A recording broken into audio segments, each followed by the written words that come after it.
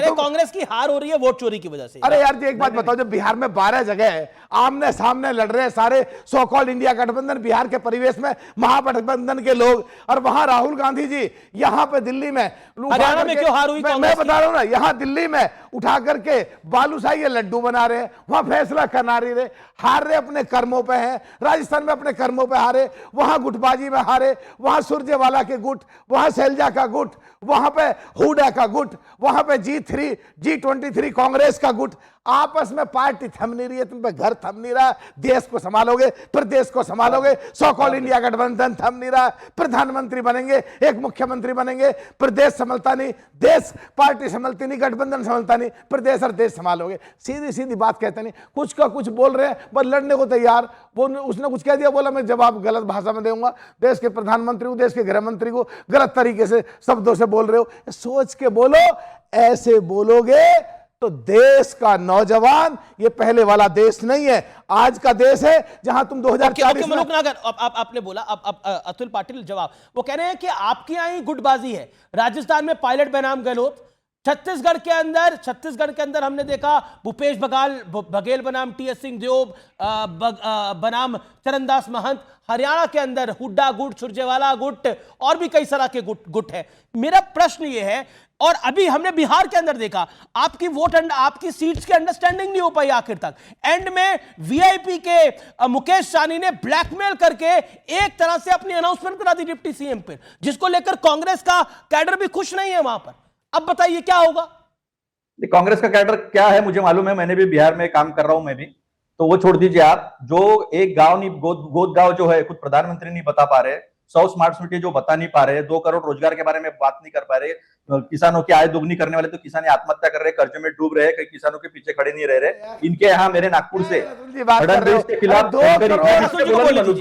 मनुज जी बीच में बोला नहीं मैं, देखो गडकरी से लेकर यहाँ पर गडकरी और फडणवीस का कैंप है, यहाँ पर शिंदे और फडणवीस और अजित पवार इनके कैंप है, वहां पर चिराग ने जो है जेडीयू के खिलाफ कैंडिडेट खड़े किए, ये मैं नहीं, केसी त्यागी जी ने कल एक चैनल पे मेरे साथ में कहा है कि हमको हरा रहा है चिराग।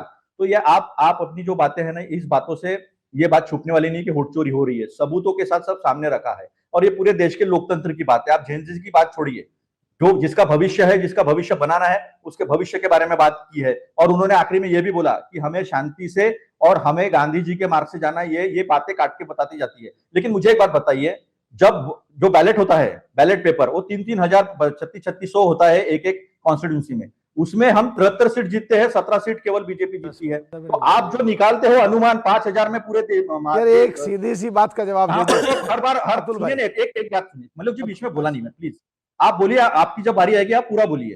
तो मैं तो सीधी सी एक बात कह रहा हूं आपसे, एक तरफ आप वोट चोरी की बात करते हो, जो राहुल गांधी जी ने कहा जो जिंदा है उसकी वोट नहीं, जो मर गया उसकी वोट है, और एक आदमी की 2-2, 3-3 जगह वोट है, एसआईआर वही तो कर रहा है।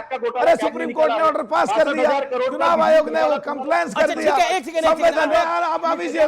चुनाव आयोग और देश का सुप्रीम कोर्ट संवैधानिक संस्था ने कुछ मानते ही नहीं, तो सीधा कह दो ना, किताब हाथ में लेके संविधान की नकली बात करते हो, संविधान को मानते ही नहीं हो आप। इसका लेकिन अतुल लौंडे पाटिल, अभी बिहार का चुनाव चल रहा है, 1 साल पुराना हरियाणा का चुनाव क्यों याद आ रहा है?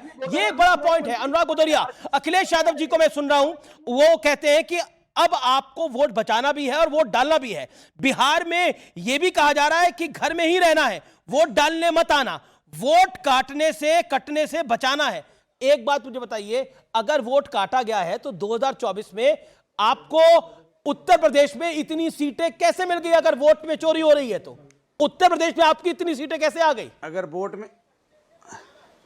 अगर वोट चोरी नहीं होती ना, तो इसमें कम से कम 17 सीटें और ऐड कर दीजिए, आप भी उतनी सीटें हम जीत रहे होते। सवाल आप बोलने दीजिए, देखिए मैं बोला ही नहीं, हाँ, जितनी सीटें हम जीते हैं इसमें 18 और ऐड कर दीजिए, अच्छा, तो उतनी सीटें हम जीत रहे होते। भारतीय जनता पार्टी का सुपड़ा साफ हो गया होता। इतनी इन्होंने तानाशाही अपनाए, इतना पुलिस सिस्टम, इतना तंत्र मंत्र सब इस्तेमाल किया, लेकिन कोई काम नहीं आया। जनता ने डट के वोट डाला, फिर भी हम चलो इनसे ज्यादा सीटें जीत के आए। अब दूसरी बात बिल्कुल सही है, लल्लन सिंह जिस बात को कह रहे हैं खड़े होके, क्या कह रहे हैं भैया वो निकलने मत देना, जब निकले तो साथ लेके जाना और साथ लेके आना। ये मोकामा का आप चेहरा बनाना चाहते हैं, और ये भी कहते हैं एक एक आदमी अनंत बाबू बन जाना, मतलब सबको गुंडा बनाना चाहते हैं क्या? सबको चाहते हैं अनंत सिंह जैसे बन जाए, गुंडा माफिया पैदा करना चाहते हो आप समाज के अंदर में? ये जंगल राज इसी को कहते हैं। दूसरी बात, इस देश के अंदर में युवा जो देश का नौजवान है, देश की महिलाएं हैं, देश की किसान हैं, देश के जो लोग, अरे मैं अपनी बात कह लूं, देखो ऐसे नहीं चलेगा। अगर मछली बाजार चलाना है तो बताओ, मछली बाजार, आपको आर पार का नाम लिख दो, मछली बाजार आर पार, ये क्या बात हुई? किसी के बीच में कोई नहीं बोला मछली बाजार बनाना है तो बना लो, फिर कोई बात ही नहीं होगी। नहीं, मैंने रोक दिया, आप अपनी बात को बोलिए। ओके, देखिए मछली बाजार बनाने के लिए सबसे बड़ी, उसकी सबसे बड़ी मछली आप ही है, लेकिन आप ही जब ये खुद बात बोल रहे हैं, अरे मैं तो बोला ही अभी हूं, वो जो मछली बाजार बनता है उसकी सबसे बड़ी मछली आप है। वो तालाब में जो एक मछली होती है अच्छी वाली, नहीं बोला, मैं अभी तक बोला ही नहीं। अरे भैया मैं नहीं हुआ तो आईने में खुद को भी देख लो, पता चल जाएगा कौन हम बड़े कि आप बड़े हो, ये भी देख लो। ऐसी बातें आप करो, मैं बोला भी नहीं हूं, मैं पहली बार बोल रहा हूं। अरे मैं तो अच्छी वाली मछली आप है, तो फायदा क्या है भाई? वो अच्छी वाली मछली आप है। आपकी तारीफ करिए। अरे आपकी तारीफ करिए, आपने बुरी वाली मछली समझ लिया। अरे मैंने तो अच्छी वाली मछली बोला, अच्छी वाली मछली। एक सेकंड महाराज मलूक नागर जी, आप डिबेट कर लें, समय कम होता है, लगातार बोल रहे हैं। ओके बोलिए।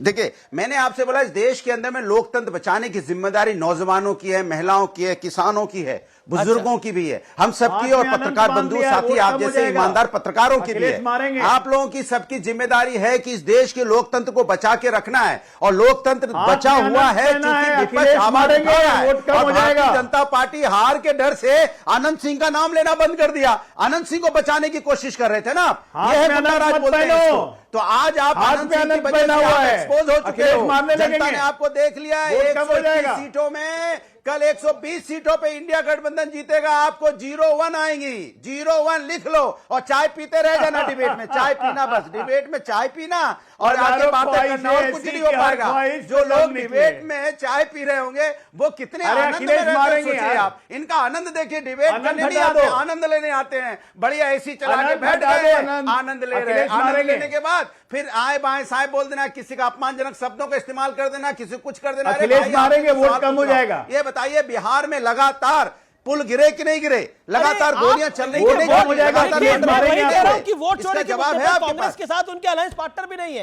देखिए मैंने वोट चोरी का पूरा मौका दिया मुद्दे पर बोलने का अनुराग भदौरिया को, लेकिन वो पुल गिरने पे चले गए, वो आनंद सिंह चले गए, वो विषय भी है। लेकिन आज तो हम बात कर रहे हैं वोट चोरी की, जो इस हफ्ते राहुल गांधी ने एक बड़ी प्रेस कॉन्फ्रेंस करी। एक सेकंड, रोहित सिंह पहली बार बोल रहे हैं, रोहित सिंह को 40 सेकंड देता हूं मैं। देखिए कांग्रेस पार्टी बाबा साहब पूज्य डॉक्टर भीमराव अंबेडकर जी के संविधान की विरोधी है। जब देश को आपातकाल में इंदिरा गांधी जी ने धकेल दिया और देश के सभी प्रमुख विपक्षी नेताओं को जेल में बंद कर दिया, तो बाबा साहब अंबेडकर के संविधान को बिना पार्लियामेंट की प्रोसीडिंग्स के संशोधित करने का षड्यंत्र इंदिरा गांधी जी ने रचा।